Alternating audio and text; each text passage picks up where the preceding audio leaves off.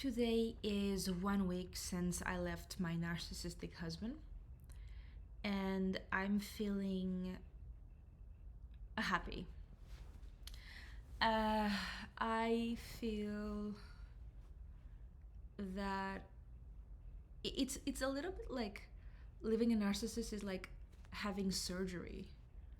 It's like having a cancer removed. Like it has to be done, but it's painful and the recovery is very slow. But it's something that has to be done. Um, I realize that I miss a lot of the things the relationship gave me, which was financial freedom, which were, my ex had a good car. I don't have a car right now.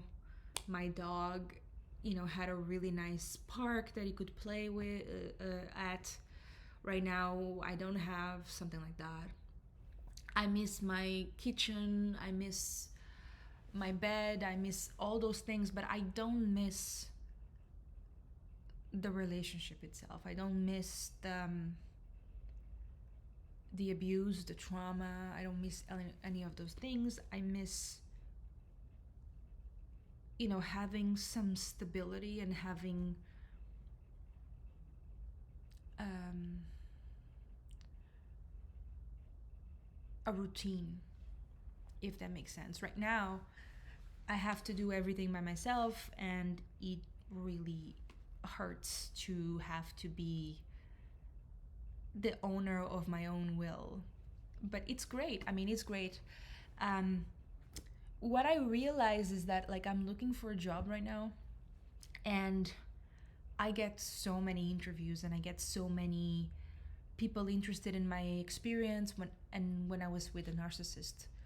It was kind of like a blockage because he was so rude that there was a blockage of energy and nothing happened in my life. Right now everything happens, and I get invites everywhere, and just great things are happening in my life.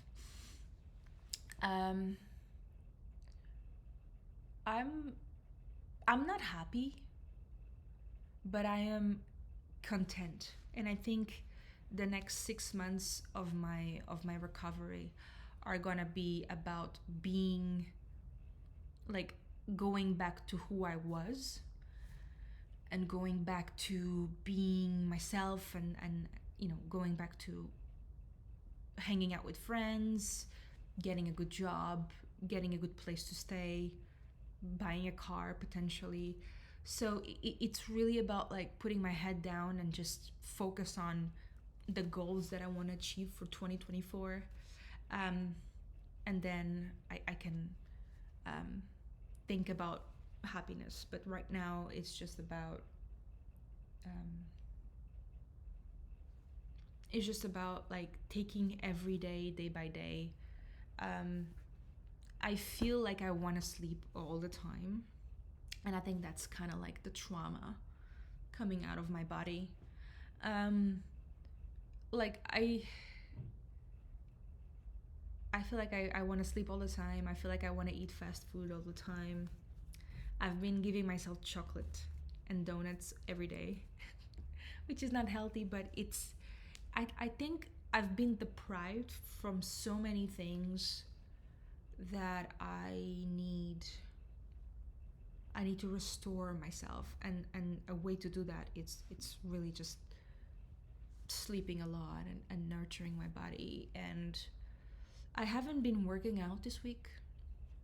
I just really don't want to. I've been going on long walks with my dog. I've been going to therapy, and I have a support group for narcissists, and that is helping me a lot. Just sharing my story with other people help a lot. Um, and I know that eventually I'm gonna have to open my Pandora box and open my uh, like relive the abuse, but I still am not ready to do that right now. I need to focus on moving forward with my life, and then at some point I'm gonna have to rethink that. Um, the first day that I left, like the day after I left, I was in a big mess, um, mentally. I cried all night, and it was like my credit card didn't work when I went to the supermarket, and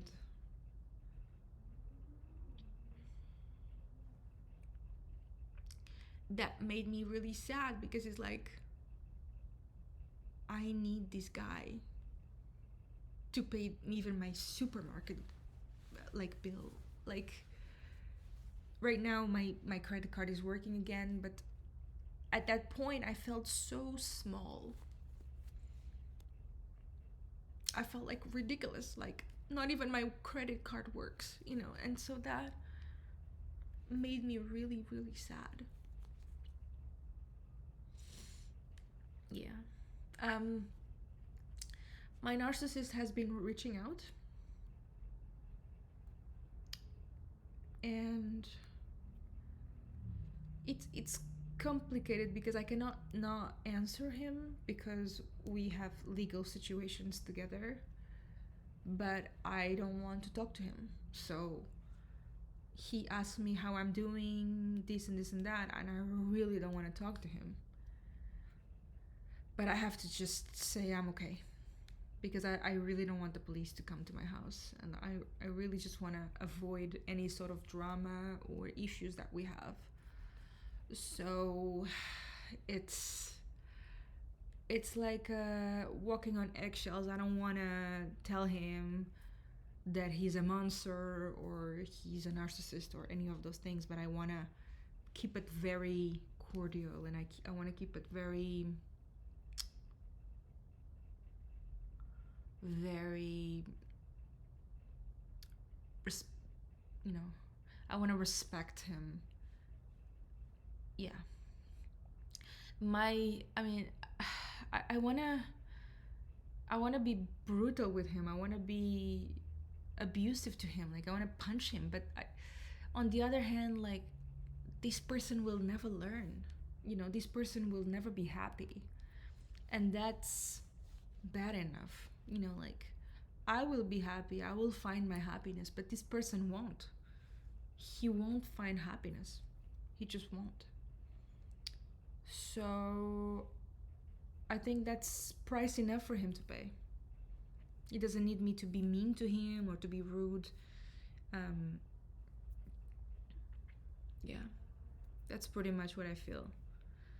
I'm thinking about taking some martial arts, some jiu-jitsu or boxing or something like that, because I have a lot of fury in me. I have a lot of like, I want to be, I want to take this bad energies that I have in me. Uh, my friends invited me to a Smash House, which I'm very interested and I'm very happy about.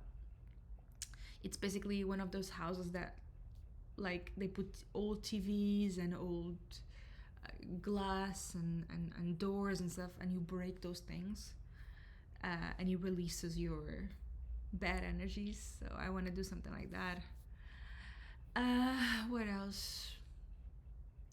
I've been watching a lot of true crime lately, and it calms me down, which is funny that happens. And that's pretty much it. I haven't cried since the day after I left,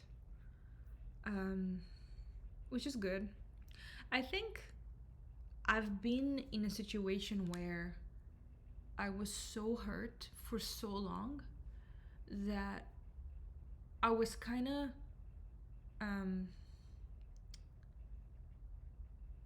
I I dealt with the breakup. Even if we're still together, I dealt with the breakup like a year ago, because I knew that we were not gonna be together forever, and so I started. When we got married, for me that was the end of our relationship, and I started mourning the end of the relationship. Even then, we were still in a relationship. We were still married. We got married. Um, Yeah, so I have a lot of months that I came to terms with not loving him.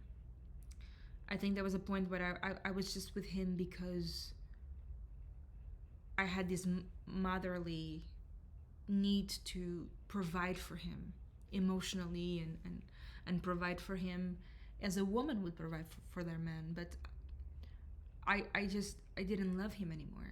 And that was so obvious. Um, I think when someone abuses you over and over again, there's just no way for you to keep being in love with them.